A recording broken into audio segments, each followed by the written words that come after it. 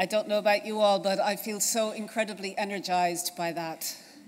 And thank you so much to President Higgins for his inspiration and his commitment. We need it now more than ever. I'm delighted to be moderating this panel discussion. My name is Sadhbh O'Neill. I'm the Senior Climate Advisor with Friends of the Earth. And to set the scene for the panel discussion today, I'd just like to read a short paragraph by another former Irish President, Mary Robinson, and her forward to a report by ActionAid and Trócaire on climate finance. And she writes, "There is a deep injustice underpinning the climate crisis. The devastation we're seeing is experienced most acutely by those in the global south and in marginalised communities who are disproportionately affected by extreme weather events like floods, storms and droughts, and slow onset events such as sea level rise and glacial melt. As the world grapples with escalating climate impacts, their costs are being borne by those who have least responsibility for the climate crisis and who have the least resources to cope. At its heart, this is also a crisis of inequality." So I'd like to join the panelists, if they might like to join us up here on stage. We have three very distinguished speakers who will be kind of addressing this theme with us today. First of all, I'd like to introduce Professor Attiya Waris, who is the current UN independent expert on foreign debt and other related international financial obligations of states on human rights, and is the only professor of fiscal law and policy in Eastern Africa. She is a commissioner on the Lancet O'Neill Commission on Racism and Structural Discrimination in Health, and also chairs the supervisory board of the Capabuild Foundation. So she's uniquely placed to paint a picture for us of the climate finance landscape today. Our second guest is Karol Balfe. Karol is the CEO of ActionAid Ireland, and she oversees the organisation's work on women's rights, emergency and development work, which increasingly includes climate justice as well. So ActionAid focuses on systems change that are needed to ensure women's rights and to end poverty, particularly in response to economic and climate injustice. And our third panelist is Zachary Lager. Zachary is the Global Carbon Coordinator at Self-Help Africa. And Zachary's involvement in this panel is somewhat different and unique, and it's really delightful to have you here. Zachary's professional career and passion has focused on sustainable natural resource use, community governance, and sustainable livelihoods in Southern Africa. And his interest in this area led him to engage with climate finance and carbon offset projects in 2006. And from then, he has developed an understanding and has worked within the carbon markets framework and how to develop quality offset projects with Self-Help Africa. So it's an opportunity for us to learn about the micro as well as the macro that President Higgins so eloquently outlined to us. But we might begin with Professor Waris. It's so wonderful to have you here. And I was wondering if you might be able to set the scene for us. So we're 6 months or so out from COP29, which is supposed to focus on climate finance. And it's an opportune time to think about where we're at. Where is climate finance at? What is the resource allocation like? What is happening with the loss and damage fund? Is it up and running? Is it going to be adequate? And where are we on the need for new and additional climate finance, which you highlighted yourself at COP28? So you might paint a picture for us. Thank you, Professor. You should be able to speak from there. Okay, yeah? Super. Good afternoon, everybody. I am humbled, but also very overwhelmed to have had the honor and pleasure of hearing the President speak. And while he spoke, I kept trying to think about the reality on the ground of what people are facing. And one of the things that we're talking about today is just transition. And what does that mean? And so when you're looking at these issues of just transition, the conversations that are taking place across the world are about how are we going to move through the space. But when you look at climate issues, how long is this transition going to take place? When is it going to end? what timeline are we talking about? But at the same time, the statistics are changing and the climate is changing on almost a daily basis. People were very happy to say it's a good sunny day today in Dublin. Is that climate change, is part of the conversation? But does that mean there is going to be an effect on how much food is being produced, which already the president has alluded to? So these questions about food, quality of air, so your breathing, your life, all of these are now going to start to take a real role as we look at what's happening around the world on finance issues. And so I was at COP, and it was a very interesting experience. And so I want to tell you a story. I want to tell you a story about a couple of things. There is a proverb in my part of the world that says, you know that your neighbor is alive, but you don't know how they're living. And for me, that is part of the reality of the conversations we're having. Media and the way the narrative of media rolls out allows us to see how it is happening sometimes, but not always the granular part. This is changing now, but it's about what we're being exposed to. So when we're looking at these issues around the financial system and how it is responding to climate issues, it is the same challenge. On issues of debt, contracts are not in the public domain, which means we don't know what are the clauses in those contracts that countries are signing on to. It also means that if we don't know what the clauses are, we don't know what the trade-offs are. And very often, if the trade-off is in the public domain, so it's public debt, then it is, of course, the Bretton Woods institutions. The question is, what kind of trade-offs? And I hear more and more about tax trade-offs. You cannot tax this and you cannot tax that, but you can tax something else. Now, if that's the kind of conversations we're going to be having, then how do we expect countries to actually generate revenue to pay off their debt? Then we shift across to private debt. And the conversations around private debt are about who the creditor is, what the creditor wants, who are the other companies or high net worth individuals that are supporting them. And then this story sort of rolls itself out as you go along. And then here I am, I land at COP, and one of the most fascinating presentations was about a very energy efficient yacht that cost absolute millions. And it was such a parallel universe for me, because then I went back to look at mining companies, and I now discover that companies that normally did not engage in mining and extractives, the ones that actually produced goods, are now actually setting up mining arms in order to control the entire value chain. So we are talking about control of the food value chain already, but now we are talking about the entire production value chain and manufacturing value chain. So it'll not just be the food industry that's going down from 10 companies to 2. There's a potential that a lot of the other industries are going to be rolled into the same line. But then there's this other story. And I had the distinct honor of being invited by the government of the Bahamas last year to visit. And one of the moments of incredible reflection for me was when they showed me something called a banana hole. And a banana hole is a hole in the ground where they plant banana trees so that when the winds are strong, they don't lose their crops. And I had never heard of this, so I claim my ignorance, right? I did not know about this. And I don't know about how many people know about this. But we talk about different farming techniques and realities, but nobody looks at the traditional techniques. And these now need to come up. But there's a problem in countries like the Bahamas because the water table is rising from the bottom, which means even that will not work out. So then if I shift you over now to debt and illicit financial flows and taxation, how are we going to trade off on all of these?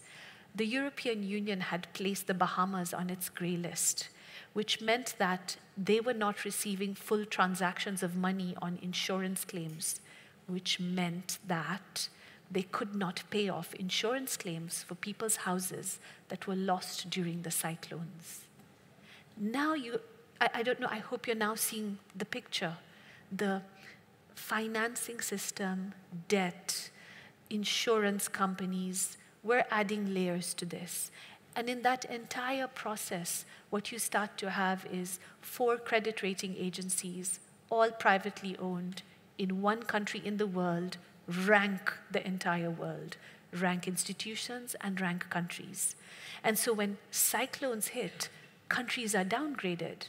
And what that means is they're going to pay higher interest rates on absolutely everything. So climate change has got direct effects on the costs and expenditures, but the absence of a clear framework or a clear financial system means that all of these little pieces that now exist in the private sector because the public sector did not stick their heads up, right, or chose not to speak, as the president alluded to, means that we've ceded off this space. And the question becomes, is the space ceded off and in a fair way? And I think fairness is really important for us.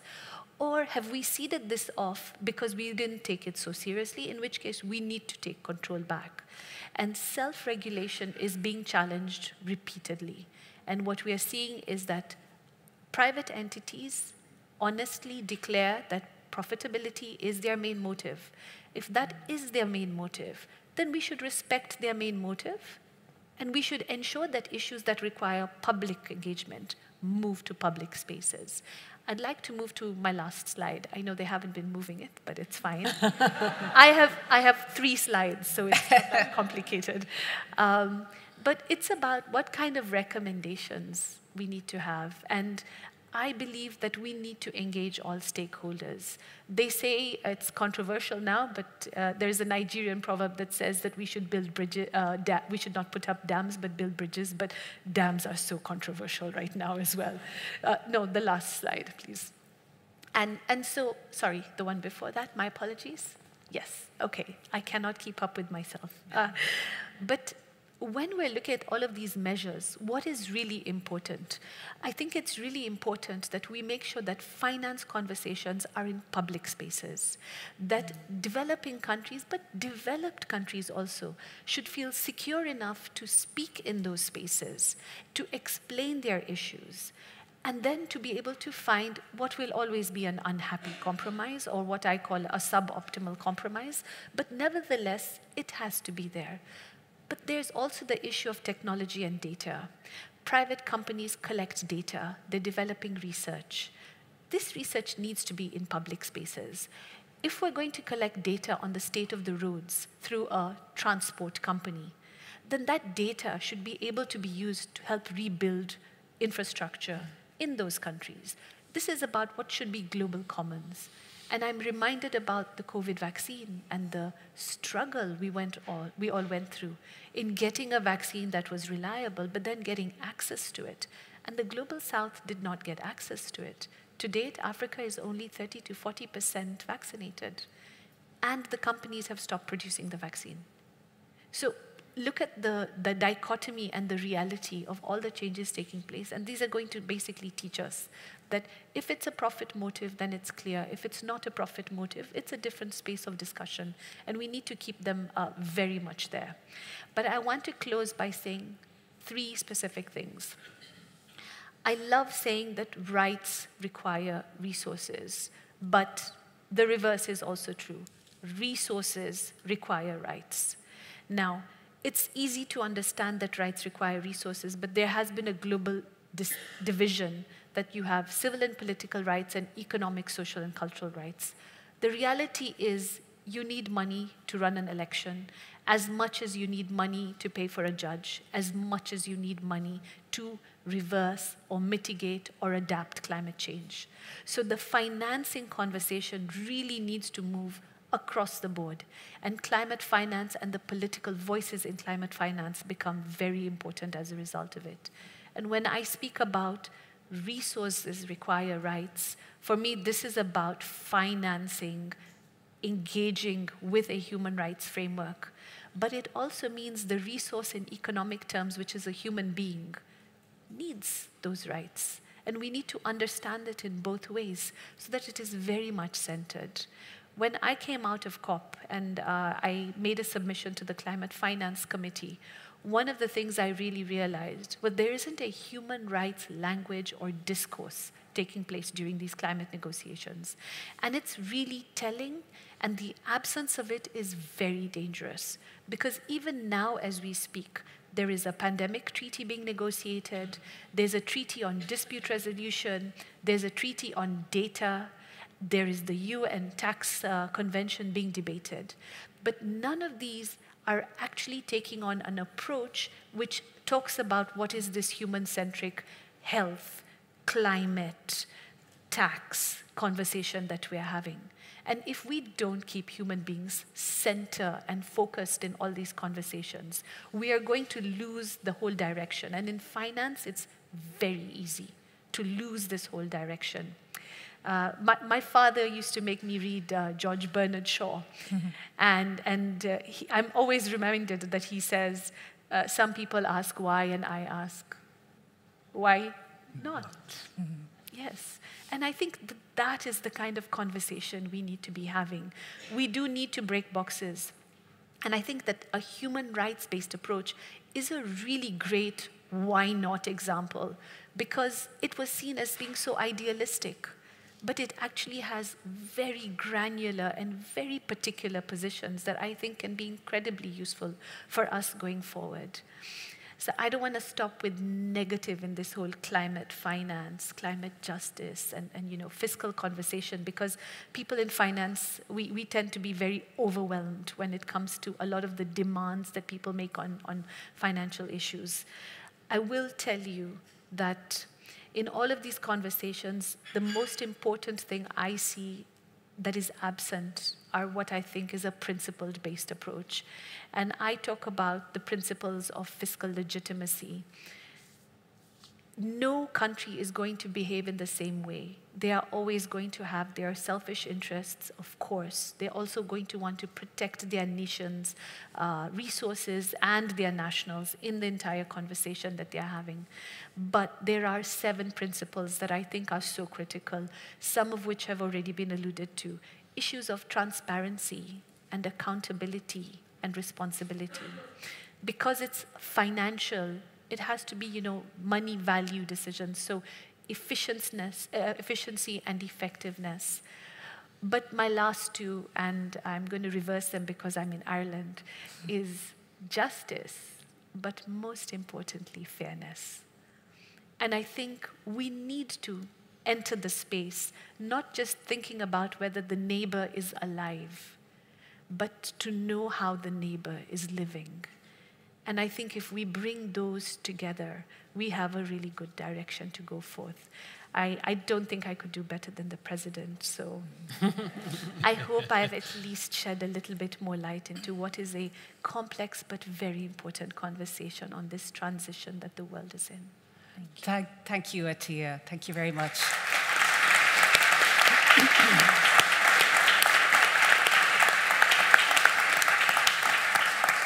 I actually had a follow-up question for you about the president's reference to good economics and fiscal justice, but I think you've actually answered it already. So I might move on to Karol, if that's okay. And Karol, your work in ActionAid focuses on the gender dimension to climate injustice. I came across one statistic reading your report recently that women and children are 14 times more likely to die from climate disasters than men. I mean, this is just absolutely shocking. But I'm wondering how an organization like ActionAid does bring a gender lens into its work and its advocacy, particularly around both development, climate finance, and advocacy around climate action as well. Can you tell us a little bit about your work? Great, thanks. Yeah, and 2 hard acts to follow, I think. But in relation to women and that statistic that you mentioned, so when we think about the injustice that we've heard around climate change, and you mentioned some things at the beginning around the disproportionate and really brutal impact on the global south of the climate crisis that they have been feeling for decades, so more extreme events, more severe droughts, floods, fires, and women have really been at the brunt of that. And the greater the inequality, the more number of women that are killed. So that figure, which is from UN Women, that 14 times more women are killed during the climate disaster. And 80% of those displaced are also women. So the gendered impacts and the denial of women's human rights and the exacerbation of gender inequality is absolutely at the heart of the climate crisis. And ActionAid puts women's rights very much at the heart of its work. We take a human rights-based approach, and we do that because gender and poverty are so inextricably linked, and the issue of climate change and women's rights is so inextricably linked. And I suppose one of the things to, the actual impact and what we do in our work is highlight that impact and work with women who they themselves are establishing a type of alternative. Because when the climate crisis hits, so if there's no water, girls will have to walk further to access that water. If crops fail, it will be the girl or the mother that doesn't eat. Gender-based violence increases during the stress of a climate disaster. It will be the girl who will drop out of school to save money. There will be an early child marriage, and issues around discrimination, patriarchal norms. All of these really exacerbate women's experience during the climate crisis. They're excluded from decision-making spaces. We often have very gender-blind policies, or if there are policies, they're not properly implemented, and a lack of recognition of the huge issue of care, that women do the majority of the world's care. It's undervalued, unrecognized, and then when there's a climate crisis, we'll often see, because of the debt pressure that countries are under, public services are cut, which will have a really detrimental impact on women. So one of the things that we do is work with women who have been affected using human rights-based approaches. The President mentioned agroecology. That's a core part of how we respond, and it definitely isn't the only answer, but women who are farming in a sustainable way and often aren't recognized as farmers themselves because of those patriarchal norms. So supporting them to farm in a more sustainable way is a crucial part of what we do. And I think the other thing about a feminist analysis, and it's back to what both Attiya and the President have spoken about, we could work at the micro level for decades and things wouldn't change. So it's connecting women's lives and those huge issues that we have spoken about, debt, illicit flows, an economic model that it has an insatiable desire to consume and extract that has a direct impact on women's lives. So a crucial part of what we do, and many others, is to work with feminist organizations, women's rights organizations, who are challenging those macroeconomic policies because they're deeply bound and woven with the denial of women's rights. We can have all of the local level changes, but they can be undermined so hugely by those macroeconomic issues. Thank you very much, Karol. The other question I was going to ask you relates to a report that ActionAid internationally, and then a specific one relating to Ireland, published last year about finance flows. And in this report, you were looking at bank financing, not just the undertakings, but financial holdings provided to the fossil fuel industry. And again, the figures are absolutely staggering, that the largest industrial agriculture companies and fossil fuel industries in the global south, these holdings reached an estimated $3.2 trillion. And this is in the last few years since the Paris Agreement was adopted. So I suppose for many of us looking at these issues from the climate mitigation point of view, everything seems to be going in the wrong direction here. And I'm wondering how we can address this problem of unsustainable financing, not just the public financing through fossil fuel subsidies, but private financing and these banks and the financial institutions. How can we rein them in? Yeah, I mean, this again, when we're kind of back to the just transition and what that means for the global south, we cannot have a just transition without addressing these financial flows. So it's absolutely critical. And our research, as you said, the figure's absolutely staggering. So in the 7 years since the Paris Agreement, the 3.1 trillion has been invested from banks globally in the global south. So things like oil, coal, gas expanding, leading to land grabs, conflict, and then exacerbating the climate impacts. And at the European level, European banks have also invested about 327 billion since the Paris Agreement. And unfortunately, Ireland has a role to play in this as well. Ireland has a foreign direct investment arrangement that is set up with very, very favourable corporate tax arrangements, and also staggering 6.1 billion has flowed to fossil fuel companies and industrial agriculture through Irish subsidiaries of American financial companies, institutions to, the big names like Shell, Exxon, Chevron in the Global South. So I think it's clear that we need better regulation of private finance flows, and it is actually an explicit commitment under the Paris Agreement that there would be those measures, and it's something that the European Union is taking some steps on. There's regulatory framework at the European level that's very welcome. There's the commitments under the European Green Deal, but it is clear that they are not addressing the flows to the level that they need to. And even though the European Union as a whole has made positive commitments around that particular provision in the Paris Agreement, we're not seeing real teeth behind it. We're seeing measures that have very much been watered down. And I think we do, when we sit back and look at the scale of the crisis, we as a country need to play our role. We need to go beyond European regulations are, a floor rather than a ceiling of what we should do. So if we have policy incoherence like we do in terms of our tax arrangements and the really damaging flows going to fossil fuels and industrial agriculture, we should take action as a state to address that.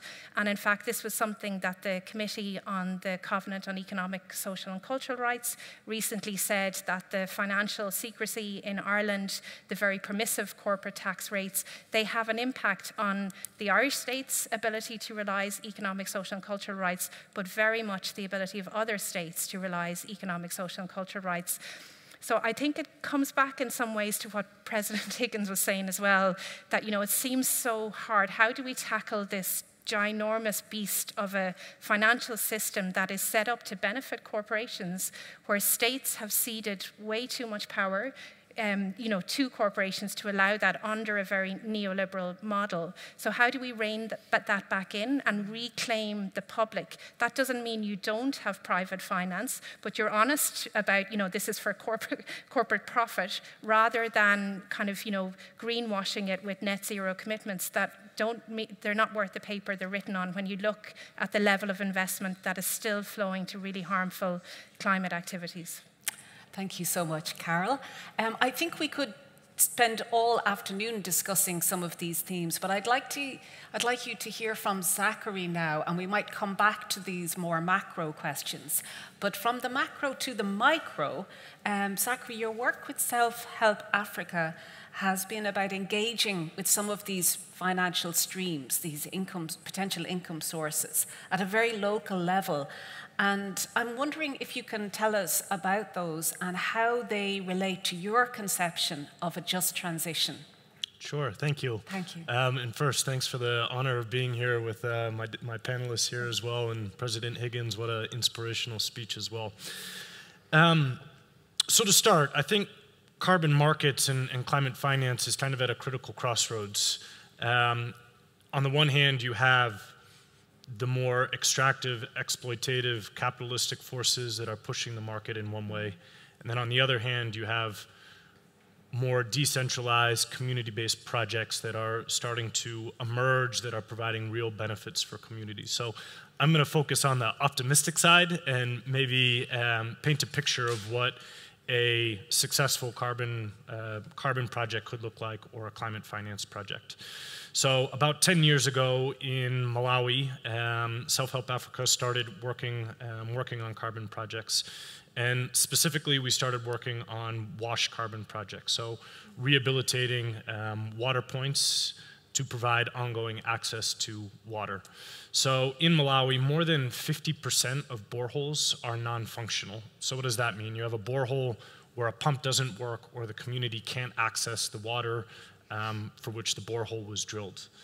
And a big reason for that lack of functioning borehole is ongoing service delivery. If a piece breaks in the pump or something goes wrong, there's no financing and there's no structures for ongoing sustainability of those water points. So about 10 years ago, we looked into using a gold standard methodology to calculate the emissions reductions from repairing boreholes. And what happened over the course of the last, say, 5 to 10 years, we've now integrated about 800 boreholes into this carbon credit program, and our functionality rate has gone from 50% to over 98%.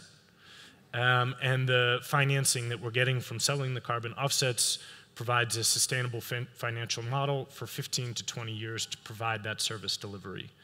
On top of that, the local area mechanics that are fixing these boreholes that are being supported through this revenue, all of them are local. The majority of them are women. And so there's now been a local economy that's been developed around repairing these boreholes. So what can we learn from this type of project? One, what's really amazing about carbon financing is that you need to have a long-term vision. The minimum time requirement for a project is 15 years. So it's a shift from short-term interventions to short-term interventions with long-term strategies for development. Another really big lesson learned, which I know Dóchas is doing a lot of work on localization, is how do you localize benefits? How do you take the revenue and reinvest it so that that money is recirculating in communities, creating circular economies, creating livelihoods. And this type of program, investing in local supply chains, investing in local area mechanics, you can start to create new green jobs. Why is that important in Africa? We're going to be seeing a population growth of about 1 billion people over the next, say, 30 to 40 years. If this new population growth isn't accompanied by green jobs and green livelihood opportunities, we're going to further entrench the problems that we have if these new jobs are based on fossil fuel industries. And then maybe a third point with this is the importance of public-private partnerships. Many of these boreholes were initially rehabilitated using public sector grant financing, and then we were able to leverage that financing for long-term commercial partnerships to provide sustainability. So the impact multiple of money of that initial investment just goes further and further and further. So that's kind of the opportunity, I guess you could say, is that it will ensure a transition towards, if it's done correctly, I know there's a lot of criticisms of carbon markets and climate financing, but if it's done effectively, if it's done with a human rights approach, if it's involving community members, if it's involving governments, there's an opportunity to promote development, sustainable development goals that also have positive impacts on the environment. Thank you, Zach. Now, I did warn him that I was going to ask a tricky question, which is really relating to the criticism of carbon markets and the offset market in particular, as opposed to the compliance markets, in perpetuating the high levels of fossil fuel consumption, particularly in the global north. What say you to that, Zachary?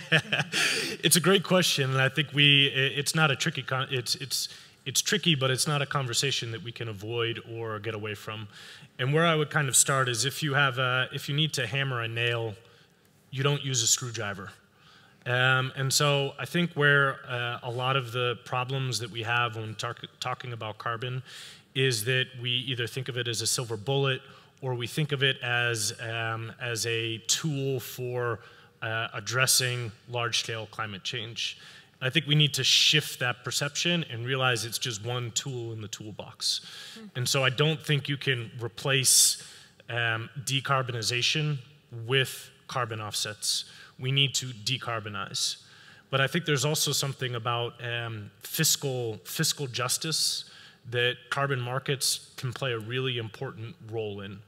And specifically reorienting global financial flows to Africa or to marginalized communities. So I think on the one hand, we need to have strong policies in the global north that address those demand concerns. The EU just came out with a carbon credit claims policies, and we're starting to do better on the demand side in terms of how we regulate and control what claims we can make using carbon offsets. But I don't think we can sacrifice, I don't think we can, the criticisms on the demand side, we need to recognize the benefits that come from the supply side. And if we all of a sudden say, no, carbon markets, and put a blanket statement and say carbon markets are bad, well then we're limiting the opportunities to invest in meaningful programs in Africa that have environmental benefits, but also have many other social and biodiversity benefits as well. So do we need to do a better job on regulating demand side and how those claims are being used and what claims can be made from offsets? 100%. Or these more exploitative, extractive, capitalistic economic forces are going to continue to be pervasive within the carbon markets, and it's not going to reach its potential. But if we balance that demand side policy with effective projects that are actually creating benefits, then I think we can use the tool effectively rather than letting it be co-opted by negative forces, if you will. Great, thank you. When you were speaking there about the carbon markets just being one tool in the toolbox, Attiya was nodding her head vigorously, so perhaps you'd like to come in and share your point of view as an expert in fiscal justice, and what role do carbon markets have? So it's very much a double-edged sword. I hear you on the positives that you see, but the biggest challenge that I face is privatization of some of these types of interventions are actually because we are undermining the relationship between a state and its society, and we are removing the responsibility that that state has, for example, to provide water, right, which is a human right, and so. There's one part of it that is, it has a positivity, but when it undermines the relationship that a state has with its society as regards its responsibility for which they're paying taxes, they're taking on debt, you know, there's that whole thing happening. The result of having these more and more complex issues and instruments added into what are very simple markets or countries, sometimes economies, is that the complexity of it destroys the ability of the population to trust its government, the ability to look, for the population to look at that government for solutions and problems, and then a shift of almost, call it a social contract, like almost a shift of responsibility from the government that's been elected and is supposed to provide to these private spaces and donors, making them very larger than life. And there was a point in time when development aid also stopped putting up posters saying, you know, funded by the Irish government. Like there was a whole debate about whether you should even put up those kind of signage because it undermined the development process of a country. But what I also start to see is, I mean, I really appreciate that you're fixing old ones rather than building new ones, because the other challenge we've seen in many developing countries is it doesn't follow a development plan, and it just follows a particular company's interest in looking after employees while they're in that particular space, and then when they leave, it falls apart. So it's one tool, but it's one tool in a system that has not yet been set up, and so it's a scramble to find these solutions. And what I would rather have is all of us in the space debating what a financial system should look like. And I think for me that's what it is. And it's bringing in the stakeholders in those spaces then. Thank you so much. I think from my experience in Ireland at least, many of the member organisations of Dóchas would be focusing on public finance.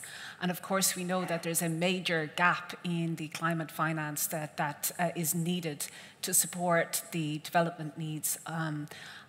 And there's a fascinating debate emerging about what the new and additional sources of finance could be if they're in the public domain. Yes. And I'm wondering if any of you would like to talk about any of the mechanisms that are being discussed to generate that critical finance gap that we need.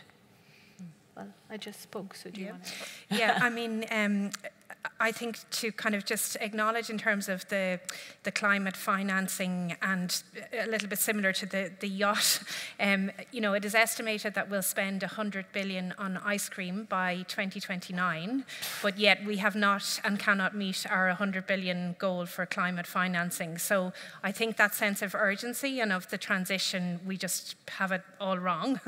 And in terms of the innovative sources of, I mean, just in terms of like our commitments as Ireland, and I think drawing on, you know, the great research done by ActionAid Ireland and Trócaire, looking at our commitments on climate financing and loss and damage, and, you know, to say, I think Ireland has done a great job in terms of the commitment to grants rather than loans, and particularly when globally 2/3 of climate financing is in the form of loans, which has such a detrimental impact in capturing people in the debt that they're captured in, but not near the level of commitment that we should be giving for our fair share. And Trócaire and ActionAid have done great research both on our climate financing. We're at about 1/5 of the, you know, 500 million target that we should be estimated at, and for loss and damage, we're at 25 million, and obviously the estimation by both those organisations is to be at 1.5 billion by 2030. But just in terms of the innovative sources of finance, I think, you know, there has been great work also done by the likes of Oxfam, working with ActionAid and others as well, around tax as a crucial part of that innovative financing. So looking at taxation on windfall profits of corporations, looking at taxation on fossil fuels and industrial agriculture, looking at proper taxation of the wealthiest 1%. So there's a whole range of tax justice measures, and as well as that, increasing the tax to GDP ratio as another way that we could do this. So we haven't yet really kind of grappled as a world with those, you know, very solid proposals around tax, I think. And there is a really important initiative around the Global Convention on Tax, so that's hugely important as well in terms of its impact on addressing the climate crisis. Great. And I might turn to you, Attiya, and I wanted to ask you as well if you might explain the role of debt relief, because of course, I think in your own submission last year, low-income countries, and this was a figure I was not aware of, spend 57.5% of their budget servicing debt, and at the same time they're grappling with these climate crises. Yes. So perhaps you'd like to tell us about that possibility. And absolutely, and I will of course add on as well. Yes. But the countries that are under the greatest stress on climate right now are also the ones that are the highly indebted. So it's also very interesting to see this. And the small island nations, so the SIDS, are actually growing more and more indebted as we speak. And there's a call for them to be added into the conversation around low-income countries. Of course, it is controversial, but to make an exclusion or an exception for them to be added in as one innovative way of dealing with their debt issues. Debt forgiveness is something I think we have to think really seriously about. There does not seem to be a lot of political appetite for it globally, unfortunately. But there is a conversation around the pledges that northern countries have been making on the climate fund, on the loss and damage fund, and then not honoring them, and then comparing that with the amount of debt that developing countries owe. And if you put the maths together, there is an element of equivalency in it. And so if that means you've made a pledge as a country, then does that mean you should take a debt and pay off your pledge, right? Where's your honor in making that pledge? And of course, Ireland has honored its pledge, which is, it makes it a really important argument to make in global spaces, because other countries have not honored their pledges on the climate fund. They have not yet honored their pledges on the loss and damage fund. So even though we celebrated, by February, the fund was pretty much still empty. And so then the temperatures are changing and the climate is changing. And so I think it was in today's newspaper, the scientists said it's not 2, I mean, it's not 1, it's between 3 and 6 in the next 20 years. Now, if that's the data we're looking at, it means that the pledges that were made even a year or 2 years ago, if they were not honored, are not as valuable as they would have been when the pledge was made, right? That the value for the money is being lost as we go along. But there are multiple spaces where there are fabulous pockets of money. And I mean fabulous pockets of money. And you can see me privately for more on that. But we have got a huge number of very wealthy people. There are even civil society organizations which are millionaires for tax justice. You know, there are wealthy individuals who are aware of how they have engaged in business, the repercussions of it, and the fact that they feel they owe something. And that would be one very easy, low-hanging fruit to pick up on. Then there is the conversations around high net worth individuals. And while I like the argument of the Tax Observatory that we should tax the top wealthy, I think that we also have the opportunity to tax the wealthy in every country in the world. And we must not lose that opportunity, because inequality is relative. So if we only pick the top, then in those other countries where we do have people, frankly, who may also be corrupt or not corrupt and honestly earning business, but we need to make sure everybody's in that conversation, because climate is this shared conversation that we're dealing with. But I sit on the International Task Force on tax, climate, and development, which is headed by the presidents of France, Kenya, and Barbados. And amongst the things that we may or may not be looking at does include what has been mentioned, the taxation of mining, oil and gas, taxation of the aviation industry, taxation of the maritime industry, and taxation on transactions. But my concern in all of those is that those were the same issues that the OECD was unwilling to touch during its BEPS project. So if the top 30, 15 years ago didn't think they could go down that road, I'm wondering what the changes in political appetite right now, even if we scenario planned for them, that they would even pick up on that. I mean, and these are real questions. I mean, it's easy for us to set it out, but there are pots. And then very importantly, illicit financial flows and the system of tax havens. And the only thing I would say is everybody should pay their fair share, and it should then be shared fairly. And I think these are the sort of conversations that we can really use. Thank you, Attiya. Would you like to come in on that, Zachary? I can just add maybe two things. One, I think we need to get rid of fossil fuel subsidies. That's 20 billion, 21 billion a year, and that seems like a really low-hanging fruit as a way to access financing. I think another really interesting point, just to be brief on it, is the price of what carbon is trading for. If you look at the European ETS, or the emissions trading scheme, the market is around $800 billion, and you know, the trading price can get up to, last year it was over 100 euros. And then you look at the voluntary carbon market, in the absence of Article 6 approval and Article 6 markets you're seeing prices on the voluntary carbon market of carbon at $2, $3 a ton. And so if you look at, you know, if we start putting in more pricing regulation around carbon, if you were to introduce a carbon price that goes from $2 to $3 for every carbon credit to $30 to $40, which is still inadequate, but it's a significant increase, the amount of financing that's going to become available for organizations working at more grassroots, decentralized levels is going to increase significantly. So looking at a kind of a global minimum price of carbon, I think, is also something that needs to be addressed through international negotiations as well. Great. I agree with you there. And one of the options that I came across researching this was the idea of a climate damages tax, which would be like something similar. I have one further question for you all before we have a little time then to go to the floor, which is really around this challenge of developing countries' energy pathways. So we know from the climate science that we have to keep the fossil fuels in the ground, but many developing countries have plans to, or have already expanded some of their natural gas exploration activities, for example, in conjunction with the private sector, and have made the case very articulately that they must do this to meet the energy needs and their development needs. And at the same time, they're coming under pressure from the global north politically to decarbonize, leave the fossil fuels in the ground, while at the same time the financial flows, as Karol has so well explained, are coming from the global north. So how should we even talk about this issue without, you know, running into the kind of problems that have beset climate diplomacy for the last 30 years. Have you got a solution for us, Attiya? I was hoping you wouldn't ask me.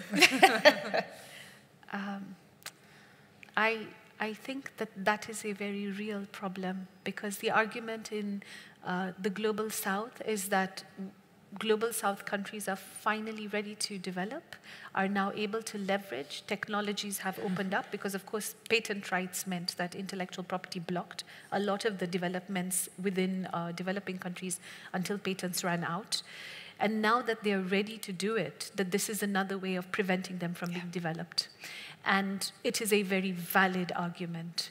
And I think the lack of candidness sometimes in these international spaces and conversations about it, because the countries that have been responsible for the pollution, even historically, are not coming to the table and putting their money where their mouths were, right? And then you have this other set of countries saying, we're now ready to develop. We have the resources. You don't want us to develop. And there are different sets of arguments, but some of them are controversial. One of the ones that I like to use is then shut down the industrial complex in the global northern country, move it down into the global south country, and keep the forest in the global north. Any takers? These are hard conversations. I mean, and you know, even to say it out loud is not easy, you know, because it shocks you. But you can, I mean, immediately think about the companies and the manufacturing complexes that are across the northern part of the world, and then say, is that trade-off okay? And this is where the debt to nature swaps become very interesting, because the measurement of the formula does not reflect the amount of profitability that northern countries have made vis-a-vis the amount of pollution that has taken place historically, and then the amount of land that southern countries are now being asked to hive off and protect for eternity. And you know, with that lack of candidness in the space, of course countries will go alone. And if I add in the fact that I was looking at OPEC member states, 50% of OPEC member states have sanctions. So even the price of oil is that much more expensive right now because of the sanctions. So how are we going to deal with that issue? Because these southern countries don't have sanctions. They will be able to avoid joining OPEC. They will be able to call the shot on their prices. I think one potential solution is, in the beginning I spoke about what's this duration of a transition, right? I think southern countries need to be given a much longer time period for transition, and northern countries a lesser time for the transition.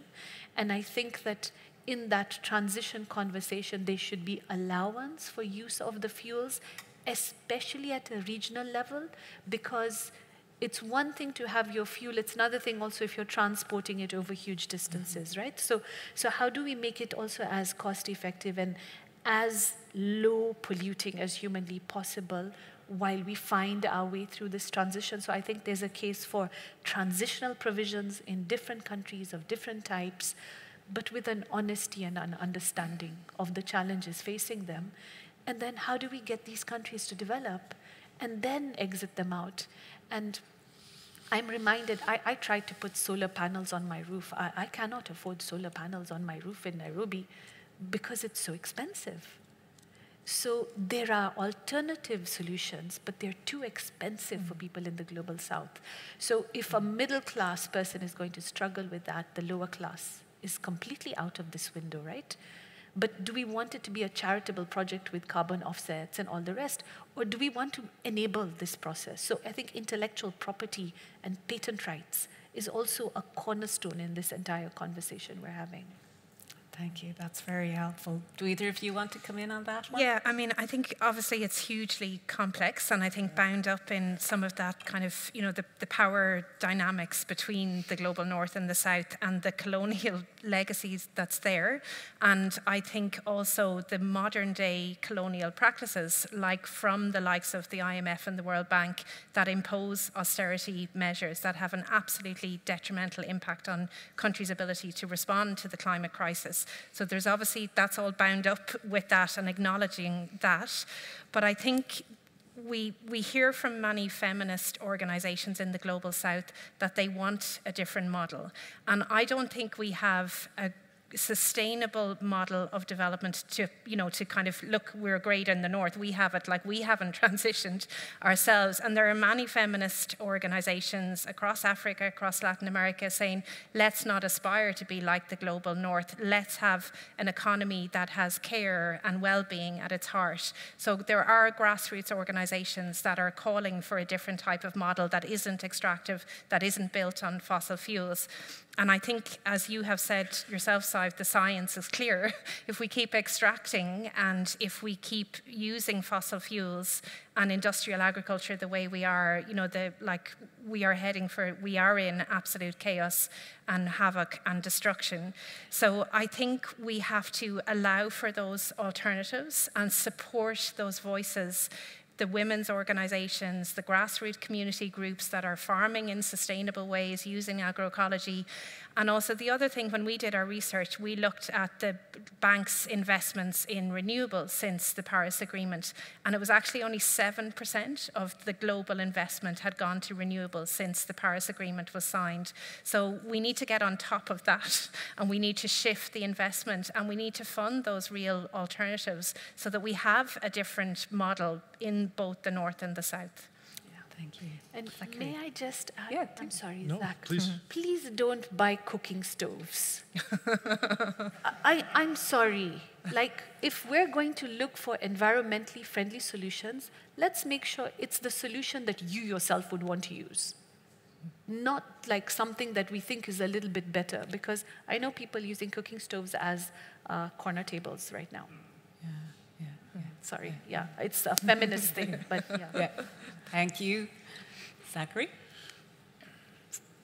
So I think first, around fuel, there's been a lot of research into resource curses. And I don't think although, maybe proliferating new fossil fuels seems like a way to make a lot of money. I think if you look at the historical trends of countries, many in the global south, that have really high levels of fossil fuels, there also is a correlation with inequality in how the economy has developed.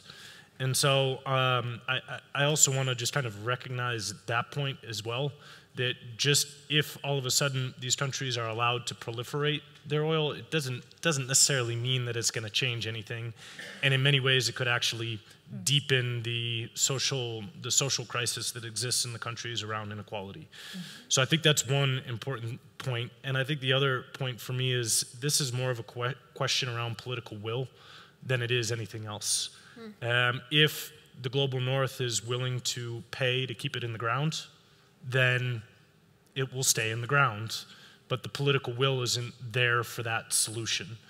And so I think, when do we hit a tipping point of where political will matches the climate crisis?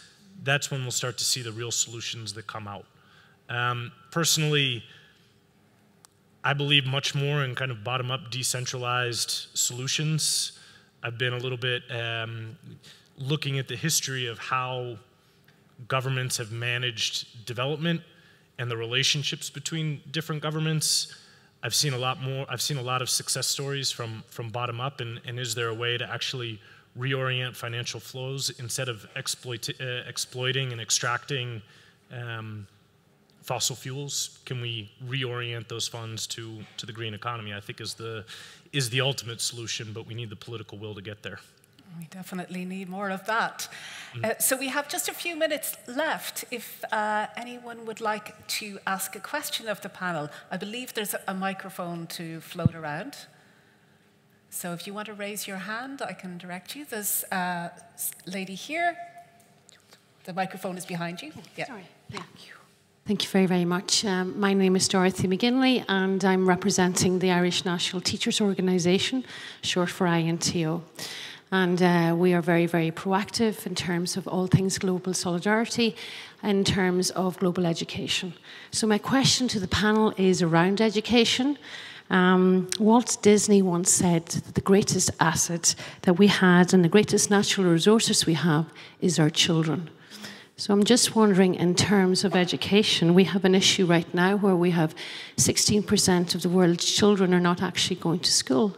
They're not accessing education, most of which are women and children. So I'm interested in what the panel has to say about that. I suppose it's a long-term decision, a long-term view, and I would be interested to see what the panel would like to say about that. Great. I might just see if there's another question, and then we can come. Any more hands? Any more questions? Well, there's somebody down there. I can't see who it is exactly.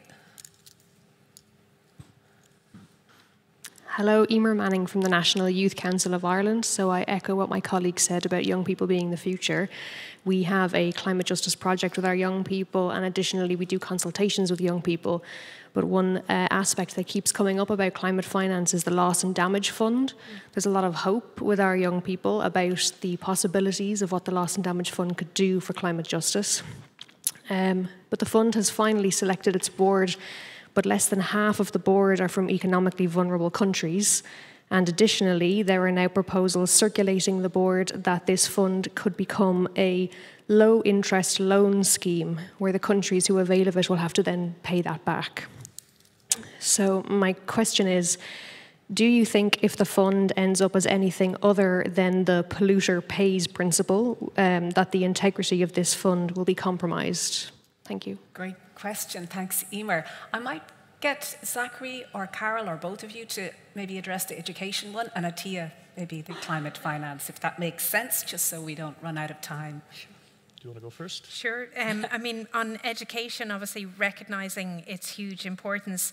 And one of the things that when we did a piece of research as ActionAid a couple of years ago, looking at the IMF in terms of austerity, and one of the most brutal impacts has been the cut of the public sector wage bill, which is teachers. And I'm sure, as you know, there's a global shortage of estimated about 69 million teachers. So the crucial part, I think, is making sure that the public sector can survive and thrive and realise rights like the right to education. And it also has an impact on the climate crisis. And I mentioned at the beginning that it's often girls who have to drop out of education when there's climate pressure to save money. So it is bound up. Delivering and realising the right to education is obviously a fundamental of both development and is linked with the climate crisis, I think. Great. You want to add anything? So yeah, education also kind of touches home for me, because I think I just look at it, it can be a very personal thing. I look at like what have I valued most in my education, and then looking at that and how does that fit with how I see the education system as a whole. And I think in the world that we're moving into a much more vulnerable, a much more volatile world. That's inevitable. And so I think our education needs to kind of have two components. First, it's almost like emotional preparation in a sense, that I think young people need to be better prepared on how to navigate uncertainty, how to navigate shifting job markets, and kind of the emotional stresses that can come from that as well. So on the one hand, having a more an education system that looks at the whole child and understanding that the how can I say, the challenges that they're going to face are not the same challenges that I faced or challenges that people 20 or 30 years ago faced. And we need to shift our education system to be able to help equip children from an emotional standpoint and from a multiple intelligences standpoint, and how to navigate those challenges. That's on the one hand. On the other hand, I think we really need to do really look at innovation, technology, and really and understand also gender. I think gender is a huge thing that we need to start bringing into our education system.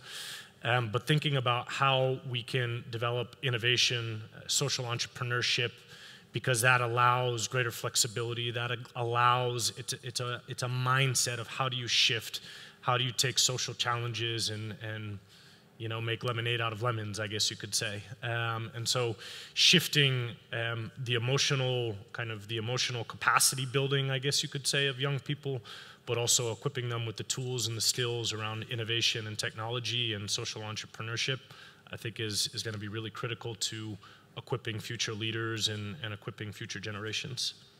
But we're going to need climate finance for that. Oh, yes, we are. So, I might go over to you, Attiya. Yes, but if I may respond to Dorothy as well.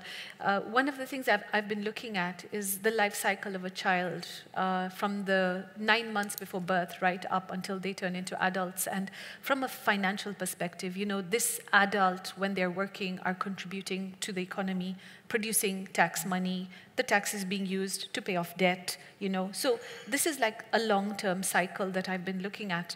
And while I look at it, one of the things that always strikes me is that you will see data that every child born in a developing country is born with a debt of X amount, and every child born in a developed country is a millionaire. You know, this is the data. This is what the data shows. And it's very telling, because what it basically means that all of these conversations we're having around pledges, around illicit financial flows, and around honest payment of taxes, and then honest sharing of taxes, is very reflective of the fact that the data doesn't really show that. The data doesn't show the responsibility that we are giving to children in the future. And I like that you talk about solidarity, because that's a very important principle to push through, because whatever we've done in the past will help the children now and in the future, but it has this debt that is attached to it that we really need to, you know, face head on as well. But if I go to the question from Eamon about... Emer, yeah. Emer, sorry, thank you, apologies. About the issue of the loss and damage fund, I appreciate that you're positive. I mean, we need young people to keep us positive. I officially am no longer a youth member. But I continue to be continually struck by the absence of a balance of thinkers from around the world within all of these spaces, an absence of balance on gender in all of these places. And I think it is one of the funds where at a certain point in time was all male. And then there was a huge controversy and they had to reorganize the balance as well. But also, if you're going to make it a loan for an act for which that country was never even responsible for creating in the first place, then it results in exactly what's been happening everywhere else, a shifting of the responsibility on the victim rather than on the perpetrator of the problem. And I'm using very harsh human rights language, but really I need us to really understand that is the split between the two. And this is why if we stick to polluter pay, it may reverse it to a little bit, but this is why I prefer a human rights-based approach. International cooperation and assistance. And I'll always say, not collaboration, not coordination, cooperation and assistance, and not assessment. And I find that these words actually replace each other within political documentation. So we actually really need to make sure that it really is a holistic, whole world approach. If it is going to be a loan, we are going to be in a problem, because if I take you back to the example of the Bahamas has had 4 cyclones and it has taken on debt for each and every cyclone. And it has only just now paid off the first cyclone for infrastructure that has been rebuilt multiple times and which is still washed away. So can you imagine that, trying to deal with that over and over again? We are not talking about development anymore. We're talking about survival. And I really want us to feel that emergency feel, because we're not feeling that emergency feel enough. Thank you so much. I hope you've all heard that, emergency. So are there any final questions before we wrap up? I might just fire one at the panel, right? Bearing in mind that we have an audience here of Dóchas organization members. A lot of them are doing practical work, have partners in developing countries, but also do advocacy work here in Ireland. Yeah. What would your recommendation be for those organizations to focus on in the lead up to the next COP with its focus on climate finance? I just thought of that question this minute, so sorry, you didn't get any advance warning. I can start. Do. If I'm taking a very narrow focus on carbon markets, it's advocating for Article 6 and getting the rules and the parameters in place to be able to operationalize Article 6.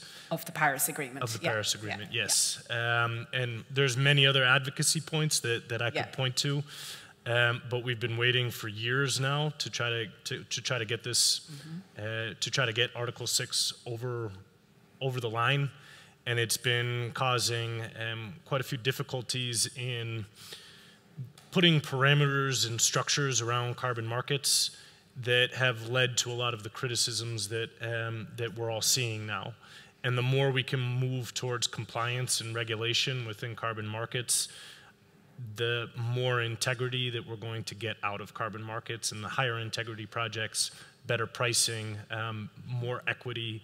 So from a very focused and narrow perspective from carbon, it's making sure that we get Article 6 finalized going into COP29. Definitely. Thank you, Zachary. Great one. You ready? Yes.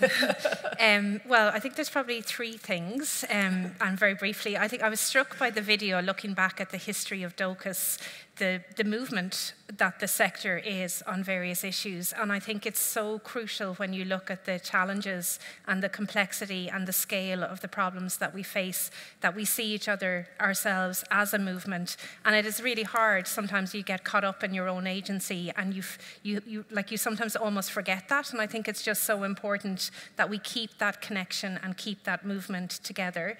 And I think we need to challenge the big issues, and I think we need to have some of the bravery that President Higgins has to call out the big problems, to say that capitalism is the problem, and if we're called kind of visionary ideals, I mean, I think that's okay, because we know the problems, and we have to be brave in putting forward an alternative, I think.